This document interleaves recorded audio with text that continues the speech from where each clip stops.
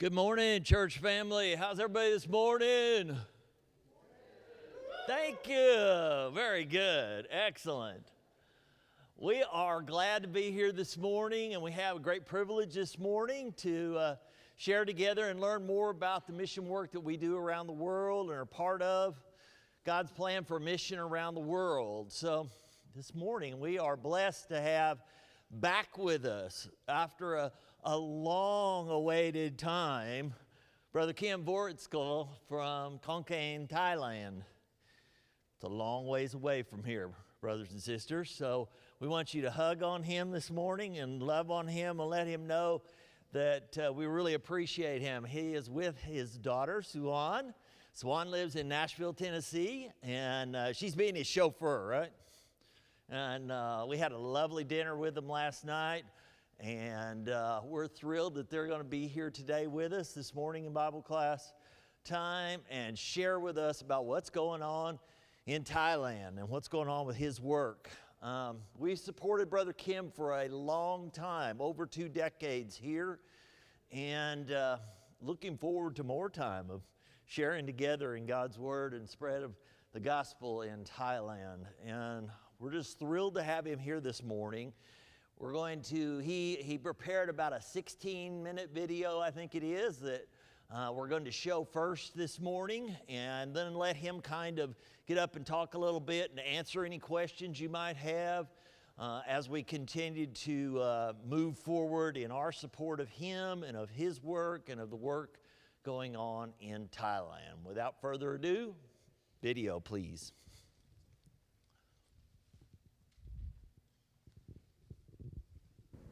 Hello everybody, this is Kim Vortskal, and I make this video just to report about the work in Thailand since I have not been back to America for at least 12 years. So this will give you a short summary of what's going on with my life, my family, and the Lord's work in Thailand. First of all, let me say this. We came back to Thailand in July of 1973, and that's 49 years ago. And came back here with Rebecca and with my children, 3 of my children. And my wife Rebecca is American, Anglo-American. And we met at Oklahoma Christian. And we got married, and we've been married for 52 years. And as some of you probably knew about it, that she passed away last year, August 17, which is over a year now. And God has blessed her life so fruitfully here in Thailand. We have 3 of our own natural children, and then we adopted 3, and we fostered about 8, and she helped place children, about 7 of them, in a Christian family, 5 in America and 2 in Thailand. And that's her ministry. When she came to Thailand, she told me that my ministry will be preaching and teaching, but her ministry will be taking care of the children. But besides raising children, she also, being a housewife, she also be my personal secretary. She do all the correspondence with the brethren in America. And when she first came, she also helped me drive and pick up all the young people and the member of the church, and maybe even sometime have to carry a dead body to the temple. So she has done great work of her life. We've been married 52 years, but she served the Lord here in Thailand for 49 years. She's the first American wife or missionary wife that died in Thailand. Of course, there is no male missionary that died in Thailand yet. So she's the first female missionary that died here.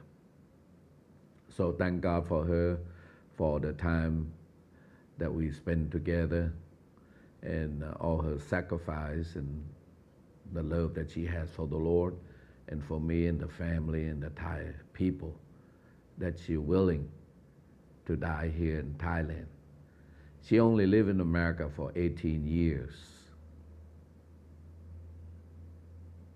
maybe 21 years, and then come and live in Thailand for 49 years until the Lord called her back home.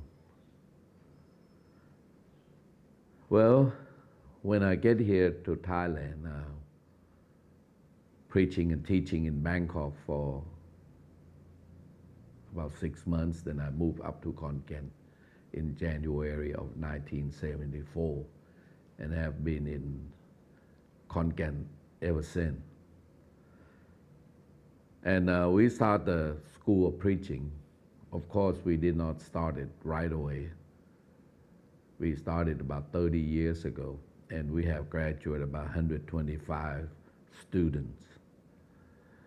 About 9 of them are Lao or Laotians brethren, and they are back there preaching and teaching in Laos right now.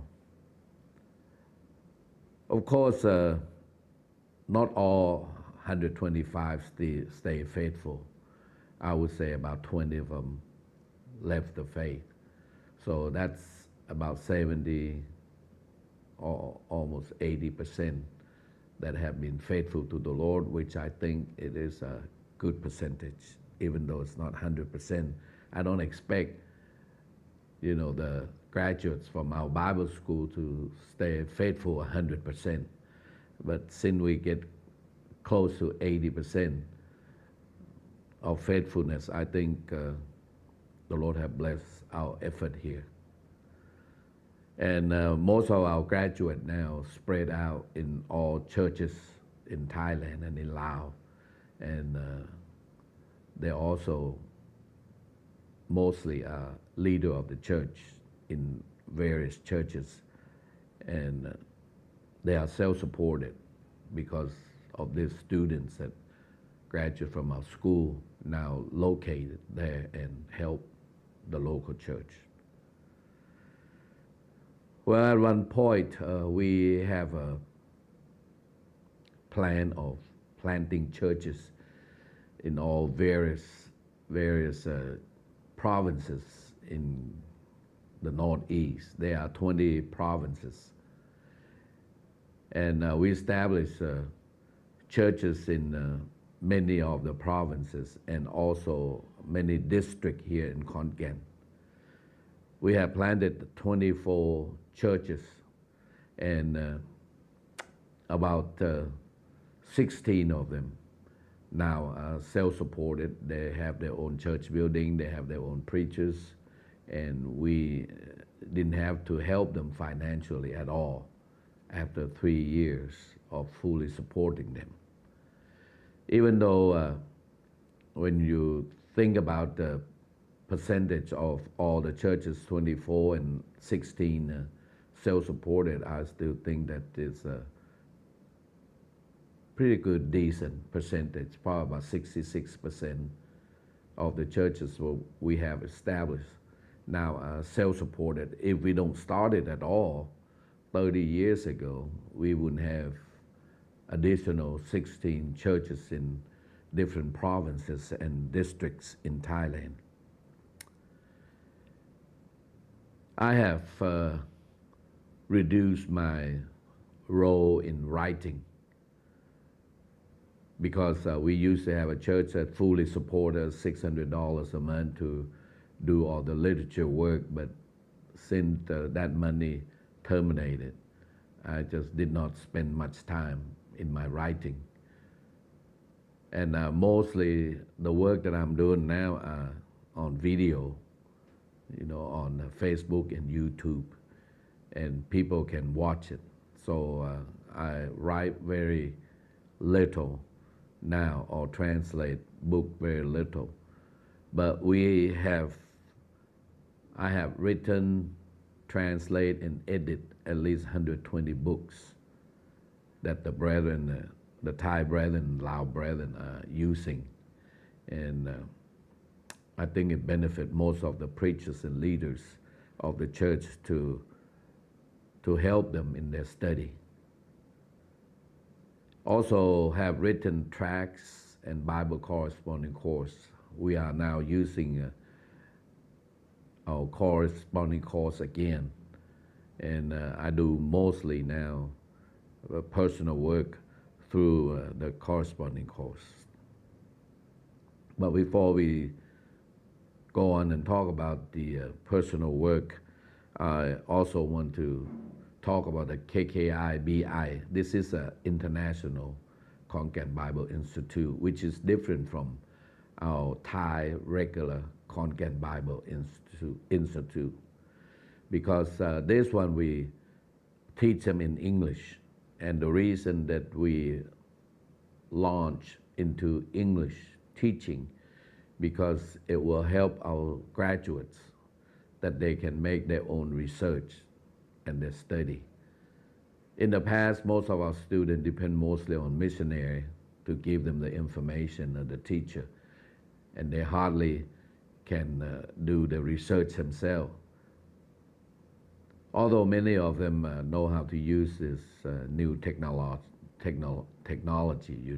handphone, computer, but the translated material in religion are very limited. Therefore, even though some of them know how to use all this new technology, they still get very little information. That's why we launch into the English program. So we hope that these students will be different calibers of the Thai graduates of 125 that we graduated. So far, right now, we have graduated 9, KKIBI, the International Bible School. And I'm hoping that they will have more students. But since I have not been back in America for 12 years, our fund and our finance really dwindling down to the point that if we're going to expand our Bible school, the International Bible School, I will have to start raising money again to help for the support of the students and the teachers that are going to come help. Okay, what am I doing now every day? I am teaching the Bible class in the Bible school every day, daily. And beside that, I also do a video clip in the evening, which I have more than 600 clips already that can be followed. And one of the most watched is my sermon on giving. There are more than 60,000 people that view that clips, but majority, most of my clip that I also do in the evening, 10 minutes clips, also have an average of 500 to 3,000 viewers that come in and watching right now. So I think this is a very good work. But also that this year we have baptized few new Christians, at least about 6 already so far that we baptized, mostly through corresponding course. And one of the new Christian that I like to mention is Brother Noy. Brother Noy is almost 60 years old. He used to be a former prison guard. And when he became a Christian, he was so happy, and he confessed that in his life as a prison guard, he killed about 7 prisoners because of the riot and because of their misconduct. And he said he feel relief after he baptized and he know that his wrongdoing or murdering or killing some of the prisoners, he said he feel relief and he confessed to God about what he did and confessed to the brethren.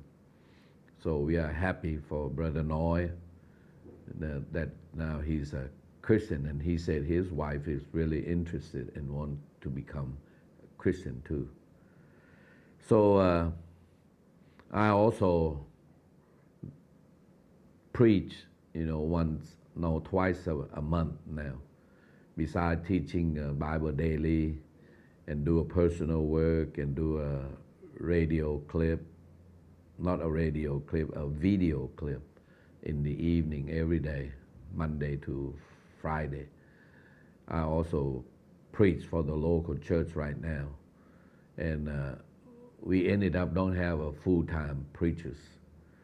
So the other 2 weeks of the month, we have our former graduates that are attending here and a member here also help us preach in those 2 weeks vacant.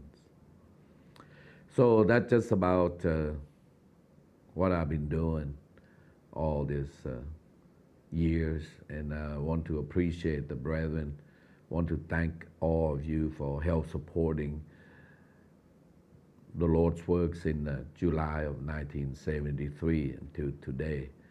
And as you can see, I'm still feeling healthy and strong. And I'm not ready to retire yet. First, I was thinking about I want to retire. But people said if I retire, I will die early.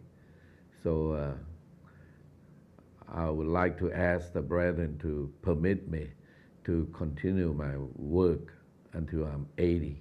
Now I'm 75, so 5 more years, maybe I can settle down and retire. But I would like to ask you a favor, if it's possible, to continue to support me 5 more years until my health deteriorated.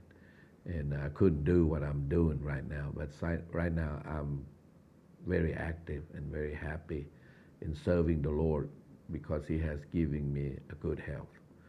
So thank again for viewing this clip and continue to supporting our work in Thailand.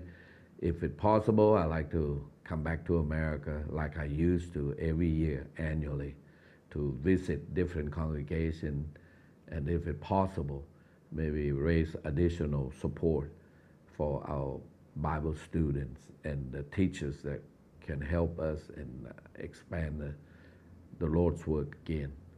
So may God bless every one of you, and thank you.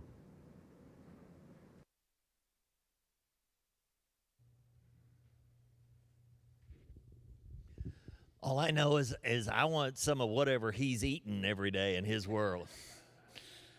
I mean, he is after it. And I told him last night that I get his YouTube clips every day that he does every evening, Monday through Friday. I can't even imagine doing that every day, and plus all of what else he does. And the only problem is I don't understand Thai, so it's kind of, we got to figure that out somehow or another, some way or another. But it's lovely, just amazing. What Brother Kim would like to do this morning is if you have any questions that you have for what he's doing in his world. I think he did a great job of talking about that and about the history of his work and about that. But he would love to entertain some questions for you this morning. If you have anything else to say, I'll just go around and put this mic in front of people's faces if they want to talk. Okay, are you all awake? I didn't put you to sleep, but anyway, let me kind of go back to history. You probably wonder how do I come to church at Lakehoma. So I used to have a friend that a preacher, Dan Anthony,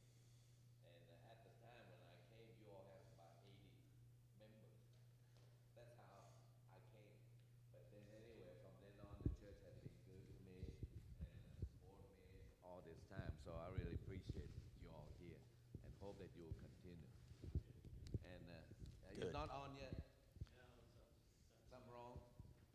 He said, hey, I don't have to do anything. It's all up to him. See, there you go now. No, he said, I don't have to touch anything. He said, I'll control you out of that room. If I don't want to hear you, I'll shut you up. So anyway, so I didn't have to do anything. You did. But anyway, thank you. And like I said, our relationship have gone way back, since 1978 or something like that. And the church has been good and stand behind me all this time, and I appreciate it. From your one building, now I don't know how many buildings you have, but you did not drop my support even though you expand your building, and I appreciate that, and thank you. Okay, but about the work, if you want to know anything, if you want to know why I'm so healthy and I'm losing weight, normally I have a strap, to pull my pants up, but try to eat 2 meals a day, and drink a lot of water, try to not overeat. They say people now, they don't die of starvation, they die of eating too much. So that's the way it is, and always relax and don't get stressed out and go exercise, eat good food. You live long life. That's my secret. He said he wants to know the secret, so I tell him a secret free. But about the work, like I said on the video, most of my work right now, I'm doing a Bible school, the International Bible School. We call KKIBI, Khon Kaen International Bible Institute. It used to be just KKBI, that's Khon Kaen Bible Institute. I add the word international because we teach in English. And the reason in there, if you get it, the reason I start teaching in English, because they can study by themselves and research if they know English. We actually don't start them the first year English. We have a English or preparation for 2 years. First year, we still teach them in Thai. Second year, we teach them half Thai and half English. And third year, they will study all the Bible in English. And then after that, when they graduate, they can research, their own study. They don't have to depend on the teacher. They don't have to depend on the missionaries. In the past, they have to always ask the instructor. If they don't know anything, they need to know some additional knowledge. But if they're finished from our Bible school now, they can do all the research by themselves. That's the reason why, we think they need to know English. A lot of our former missionaries in the mission school, normally the attitude that we have, we said, don't try to teach them English, don't make them American, just teach them a native Thai language, and see that we can make Christianity adapted to the Thai culture instead of teach them English. That's a mistake, because you limit them. When they study Bible in Thai, and if they want to research or do anything, the material that they can find, very little, very limited. Because we are a Buddhist country, we don't have any material in Thai, in English. About religion, Christianity, all in English. Therefore, if they can study English and know English, they can learn by themselves. Our one Bible that we have, that just one Bible, to interpret and explain the Bible, you have to have another 1 million books.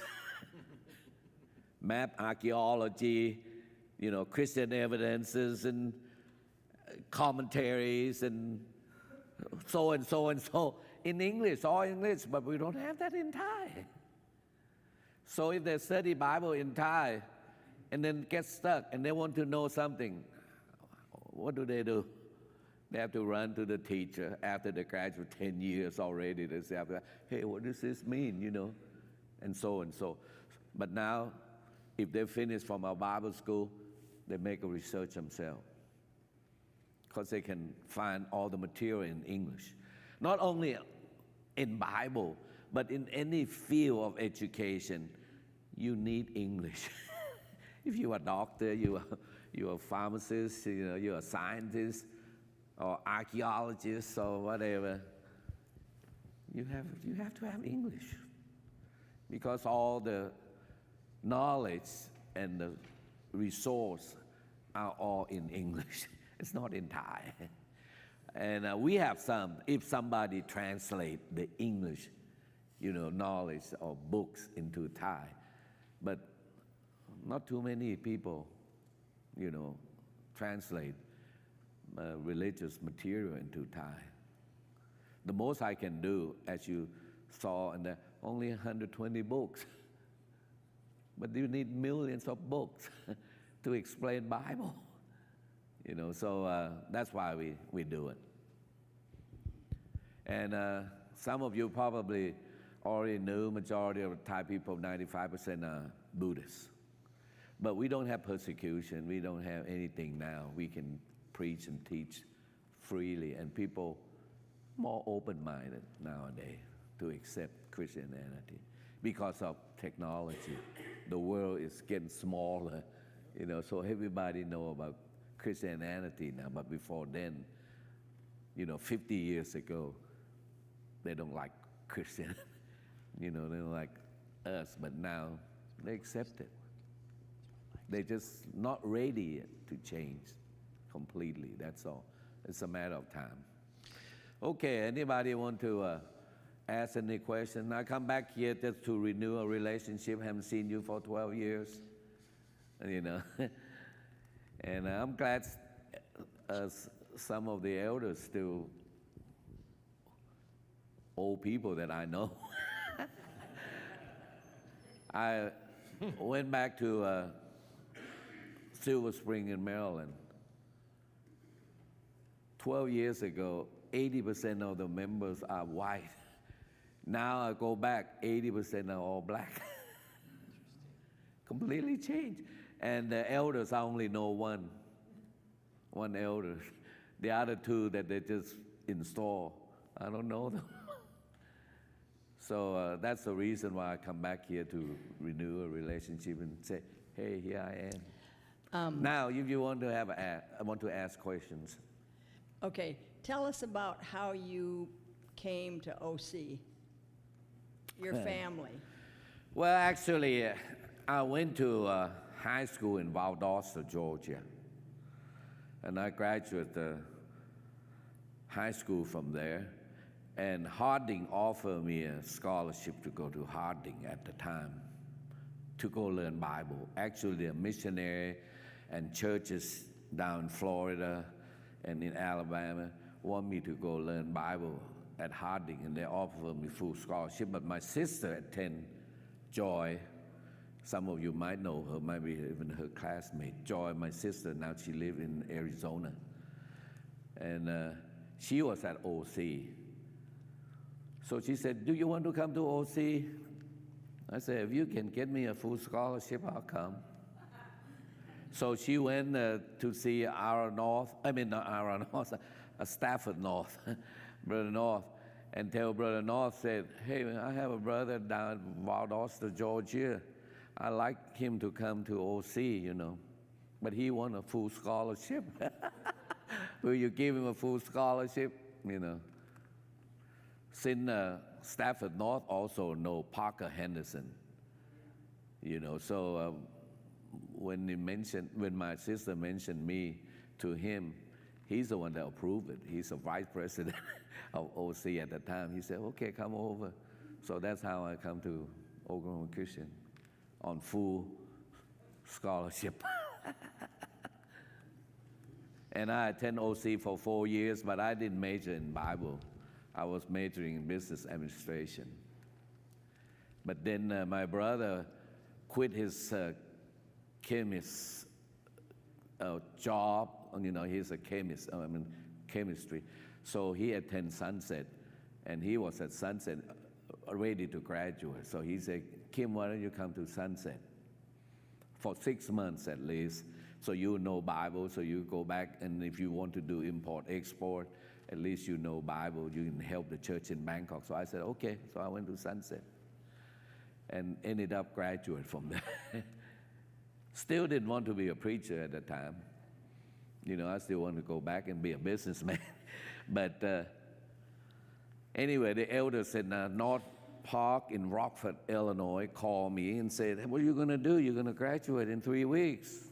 I said, I guess I'll stay here in America. What do you think? I don't have any money to go back to Thailand. So they didn't say anything. They hung up, and then another week, they called me again. So we talk about it. You said you're going to hang around here for a while. I bet you if you stay in America, you will never go back to Thailand. You're already here 6 years. If I hang around again and all my kids growing up, you will not go back. So they said, we talk about it. We want you to go back to Thailand. So pack it up and go back to Thailand. We support you. They ended up at the time support me $450 a month. I said, okay, I'll take it. I'll go. So that's how it ended up. And from then on, never changed any job. I thought I might be a missionary or preacher for maybe 1 term, 4 years, and the brand would drop me. And then I had to go get a job. But ended up, the Brandon and the church in America have been so good to me. I never changed a job in 49 years preaching. And hope to have 5 more years, So don't drop me yet. I'll work till 80. Okay, now let me drop you. You don't drop me. I will come back again in 5 more years and say goodbye and thank you. Appreciate you all very much, for supporting me all my life. Okay, anybody else want to ask anything about my... You said something about, in your video, about how many churches were self-supporting in the area as a result of the graduates. You want to talk a little bit about that? Yeah, in the past I was in the work of planting churches because I have so many churches that are willing to support us. And we established 24 churches in various provinces, but 16 of them now self-supported. They're on their own. They have their own building, they have their own preachers, We don't have to mess with them anymore. They don't need us at all. So 16 out of 24 now self-supported, as you see in the picture, So it's a great work, even though it's not 100% just like we're training our students. But turn out, if we don't start it, we wouldn't have new 16 churches in all those provinces in the Northeast. And all combined together of the work, if we want to know number, we probably baptized about 1,000 in Khon Kaen, and probably the rest of probably another 1,000.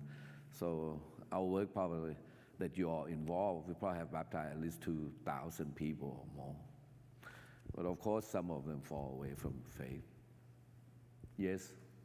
What are the biggest challenges you guys have faced in your ministry, and what do you think the challenges going forward are going to be for you? Well, how to motivate the second generation Thai to pick up, their responsibility. See, we depend so much also, the Thai people, depend so much on the missionaries. And now most of missionaries are back in Thailand, back in America. Now it's mostly supposed to be the Thai that carry on. And we have to keep on motivating and say, hey, all the brethren are already back in America. Now is your time to carry on. Just like my work, see, right now I try to find somebody to carry on Of course, actually, I have some, but then they keep on moving away. You know? When I'm ready to appoint them an elder, say, bye-bye, I'm moving. You know, I'm going to another place. So we ended up still don't have elders at our congregation. How can we motivate them, the tithe today? You know, the second or third generation here, say, hey, pick up the torch. You know, you gotta do it. Because all the missionaries already gone back to America. And most of the churches here, even your church here, most of the churches now don't want to support a missionary, American missionary to a foreign country. And actually, that's a good policy. It's cheaper. Number one, it's cheaper to support me than supporting American. And number two, we know the culture, you know, and the tradition of the Thai, and we understand the Buddhism better than the American. So now most of churches don't support American missionary, and most of them are now back into America. So the native now going to have to pick up the work. It come to that state now in the mission work. Okay.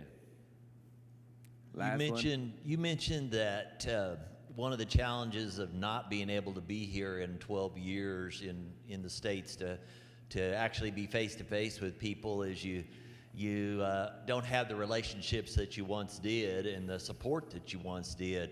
How could more support help with the International Bible School that you're very excited about and would like to expand? Well, I let go two of my instructors because I don't have money to support them. Each one of them $1,000, you know, to support it.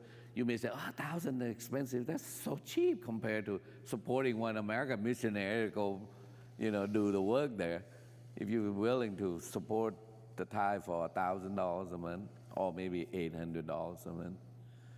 So my problem is now, because of my supporter dwindling down from 30 congregations to only 10. So I no longer can operate the school like I want to. If I have more money, I can recruit some teachers to come help me, or we probably can support more students to come. We have 5 students, you know. Each student costs about, $200 a month. And the teacher's about $1,000 a month. That's how much it costs. And because of 12 years that I didn't come back, all my support keep on dwindling down. And tonight at 5, I'll go see the elders and the mission committee at Yukon. They told me ahead of time, said, we have thinking about dropping you at the end of this year. You know, so I asked the elder, said, you know anybody at Yukon? You call them, said, don't drop him. You know, but I'm going to go and tell them thank you for supporting our work also for so long in Thailand as well. But they already talk about, said, we're going to drop you the end of the year. Yes? I have a question. You mentioned Laos. Yeah. What is the relationship between Thailand and Laos? Is it a very close? Part of Thailand, the northeastern part of Thailand, used to belong to Laos. We speak almost the same language. You know, almost like people from Texas to New York. They would speak almost the same kind of language, you know. And the Lao people watch Thai TV. Most of the Lao can speak Thai. And we, the Thai, especially in the Northeast, we can speak Lao because we speak different Lao, just a little bit different, you know, from them, because they used to be the same country. So it's pretty easy for us to communicate to one another. They understand us, we understand them. But Lao and Cambodia, or Lao and Vietnam, Lao and China, no, they don't understand each other at all. But we can communicate with them, and they can communicate with us. In their language, we can understand Lao, and they can understand Thai, you know, the way we talk. So it sounds like your ministry really is very much a ministry in that Yeah. I graduate 9 Lao students. They come and learn in Thai, and then they went back and helping the church now in Lao, you know. And I went to Lao 3 times to hold gospel meeting and, you know, hold a lectureship. In Thai, they understand me. I speak Thai. I don't need to really speak Lao even, but I can speak a little bit of Lao language and read some more. So we are pretty close. I have a son-in-law, Lao. My son-in-law is Lao. He came and studied the Bible in our Bible school and fall in love with my daughter, my adopted daughter. So they married, they have 2 kids, and now he lives in Thailand. I try to get him to Sunset School and Sunset School of Preaching and see that he can go back there and carry on the work, because he speaks both Thai, Lao, and English. Okay, Anything last else? question. I think we're about time. Couple of minutes. Anything else? Anybody else? Okay, thank you very much. I'm excited that he is here today. He's a very enthusiastic and excited 75-year-old man. I love it. Awesome. Thank you very much. Thank you, sir.